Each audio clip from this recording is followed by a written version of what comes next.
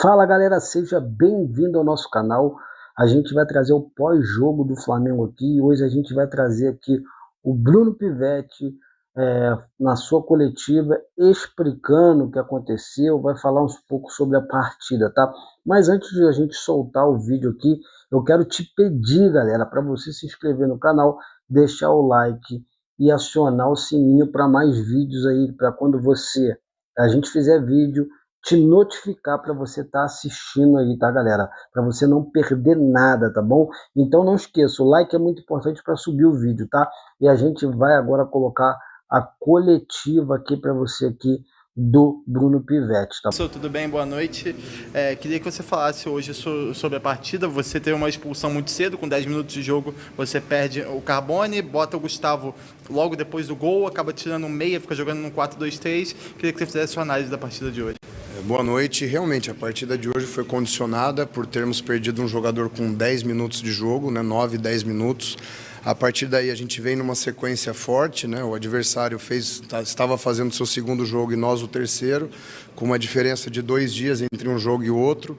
Então, o que já era tarefa difícil, por ser uma equipe com uma idade muito baixa, nossa média de idade de 18 anos, ficou uma tarefa ainda mais difícil com a expulsão, né? A partir daí, nós fizemos o possível para poder conter os ataques do Volta Redonda, que é uma equipe que estava disputando a Série B, desceu para a Série C. A gente sabia que enfrentaria um adversário pesado em termos profissionais, uma equipe com uma média de idade superior, e acredito que o jogo foi condicionado pela expulsão. Dentro disso, a gente tentou fazer o melhor para poder sair daqui com o resultado. Infelizmente não foi possível, mas acredito que realmente seria outro jogo se nós estivéssemos confrontando o adversário 11 contra 11. Bruno, deixa eu te perguntar uma coisa. O planejamento do Flamengo era usar a garotada, né, nessa primeira fase do Campeonato Carioca. De repente o resultado pode mudar alguma coisa. Hoje, você dirige o time contra o Vasco, contra o Fluminense, esse é o planejamento, pode haver alguma alteração, você foi informado disso, pode haver uma mescla de jogadores, por exemplo, contra o Vasco, alguns jogadores de sub-20, com algum jogador do time do elenco profissional, qual é a posição hoje? O que me foi passado é que o planejamento seria jogo a jogo, né? Então nós focamos os nossos esforços no preparo desse jogo do Volta Redonda, e infelizmente o jogo foi condicionado pela expulsão precoce, e eu não tenho outras informações, isso daí está a cargo da diretoria, a gente está aqui para servir o clube da melhor maneira, e o que eles orientarem nós vamos seguir para poder ajudar da melhor forma nessa fase de preparação da equipe profissional, tendo em vista os desafios da temporada 2026. A princípio, o planejamento inicial era que você dirigisse o time sub-20 e jogasse contra o Vasco, contra o Fluminense, né? Não, o planejamento inicial era jogo a jogo. Então, preparei bem, foquei bem na estreia, no segundo jogo, nesse, e agora a gente aguarda novas orientações. Bruno, falando um pouquinho sobre a expulsão do Carbone, como é que foi agora a conversa aí no vestiário? Como é que ele reagiu a essa situação que foi logo bem no início do jogo e condicionou o resultado, a atuação do Flamengo na partida? Como é que foi essa conversa com ele? Ele ficou muito triste, pediu desculpa, né? A gente tenta informar da melhor maneira, né? Orientar da melhor maneira possível. É claro que não foi uma coisa premeditada que ele quis, aconteceu, né? São jogadores jovens que entram com um ímpeto muito forte na partida, de querer mostrar o seu valor, principalmente num clube do tamanho do Flamengo. Infelizmente ele exagerou.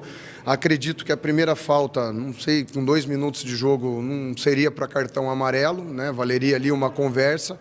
E talvez a segunda falta eu concordo que foi para cartão amarelo, mas enfim, isso faz parte da inexperiência, da imaturidade, e os jogadores vão aprendendo com o erro para poder corrigir da melhor forma e reorientar a rota de carreira deles. Bruno, você falou sobre o jogador querer mostrar, o jogador está um pouco afoito. Você acha que isso tem atrapalhado um pouco a equipe, principalmente em construção de jogadas? Muitas das vezes a gente percebe que o jogador quer meio que resolver sozinho. Você acha que essa ansiedade de poder mostrar o valor por ser um jogo que dá mais visibilidade, teve 2 jogos passando aí na TV aberta, acaba que atrapalha o desenvolvimento do time? Queria que você falasse um pouco sobre isso.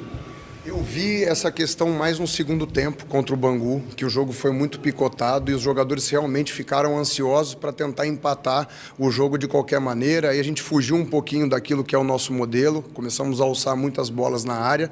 Hoje é difícil até tecer uma análise, porque o jogo foi condicionado pela expulsão, com um jogador a menos, com jogadores mais jovens, fica complicado, mas realmente eles têm uma ansiedade muito grande de fazer o seu melhor, de querer mostrar para a torcida rubro-negra que tem condições, e é uma equipe que dentro da sua faixa etária foi vencedora o ano passado, não à toa foi campeã da Libertadores com mérito, foi campeã mundial em cima do Barcelona, então são jogadores com valor que de repente por diversos condicionamentos os resultados não vieram nesses 3 jogos, mas tenho certeza que todos eles têm um futuro pela frente, é claro que precisam fazer ajustes ainda, mas acredito que são jogadores de muito potencial. Beleza? Bruno, foi só mais um? A última. E, Bruno, você foi, né, tem experiência aí de campeonato estadual, já foi campeão, inclusive, né, de 2 campeonatos estaduais. Esses resultados negativos, eles podem... O que eles agregam? Né? A gente fala muito... O Flamengo ainda não venceu, né, essa equipe sub-20 no Carioca.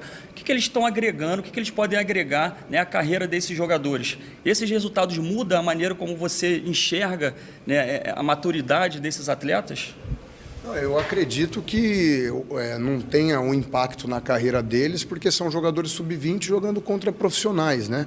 Então, nós, diferentemente, por exemplo, do jogo do Mirassol, que nós tivemos alguns reforços, você traz mais peso para a equipe, né? São jogadores sub-20 que estão fazendo o possível ali para representar o clube da melhor forma, para justamente oferecer ao profissional as melhores condições de preparo, e dentro das nossas possibilidades, a gente vem tentando.